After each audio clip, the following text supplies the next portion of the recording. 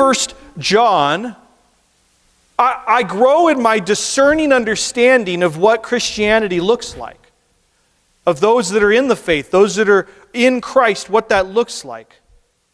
Listen, is it discernment or is it judgment?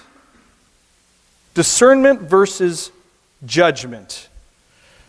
Discernment is a form of judgment. The idea that we are to never judge anything is the world's idea. It is not the Bible's idea. The idea that we're never to discern or have discernment in something is the world's idea. It is not the Bible's idea. The Bible actually tells us to practice good discernment and to practice righteous judgment.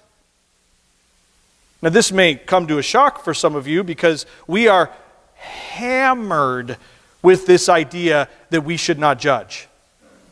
That we should, having discernment on an issue means that I'm judging that person, and if I think that person's wrong, then I'm being intolerant, and I'm being judgmental, and it's hateful, and it's morally wrong.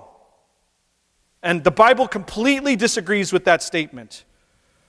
Listen, casting judgment is a problem when, not always, but when we are putting ourselves in the place of God and casting final judgment on someone's eternity, or casting judgment upon someone that God has not said.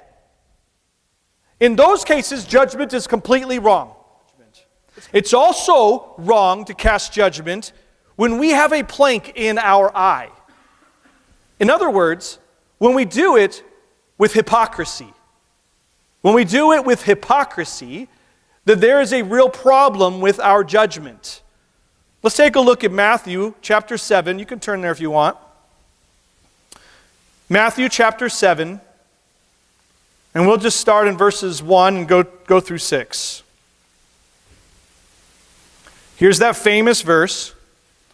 Famous because it's thrown at us and we're like a club. They beat us with it. They quote it. This is the verse everybody outside the church knows. Matthew 7, verse 1. Judge not that you be not judged. And then they close the book. And that's it. Famously taken out of context. For with what judgment you judge. Wait a second. I thought I was just told not to judge. But now you're telling me with the judgment that I judge. See, because Jesus wasn't making an absolute statement of not judging, he's giving the context or the parameters in which judging is wrong. And there are parameters, as I've just said, where judging is wrong. And with the measure you judge, so the severity of my judgment determines also whether my judgment is right or wrong. It will be measured back to you.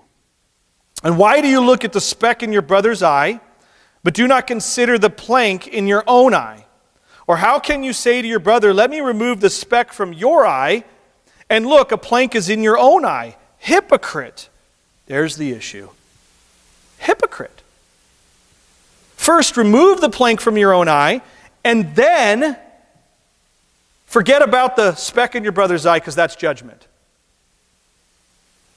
Is that what yours says?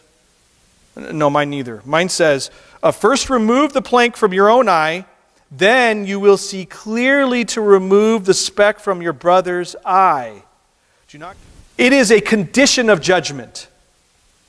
We aren't to judge with hypocrisy. And anytime you judge with hypocrisy, you are blinded by your hypocrisy and sin. And think of how ridiculous of a picture this is. Literally, he's saying, the guy that you're talking to has a little speck in his eye, and you've got a plank, a 2x4, sticking out of yours. And you're whacking him and trying to help him, and you got to take the plank out of your own eye before you can judge appropriately and help your brother. See, the thing about judgment from our standpoint, it should always come with the idea, the heart, the desire for reconciliation. for forgiveness. Be reconciled to the Lord. Yeah, I'm calling it sin, but not so that I can condemn you to hell, but so that I can show you the path of forgiveness. So that I can show you that Jesus has already paid for all of those sins. So that I can introduce you to the one who can save you. If I won't call it sin, then there's nothing to talk about. No, judgment isn't the issue. The way in which we judge is the issue. And for us, it's a big issue. We all struggle with that. We all get that wrong a lot. That's the truth. That's why it's such a struggle. And that's why when someone says, don't judge, we kind of pull back because we're like, yeah, I do that wrong a lot. I'm not so good at that. Thankfully, Christ's judgment is perfect. He always exercises righteous judgment. And he wants us to exercise righteous judgment. John 7:24, do not judge according to appearance, but judge with righteous judgment. We are commanded to judge with righteous judgment.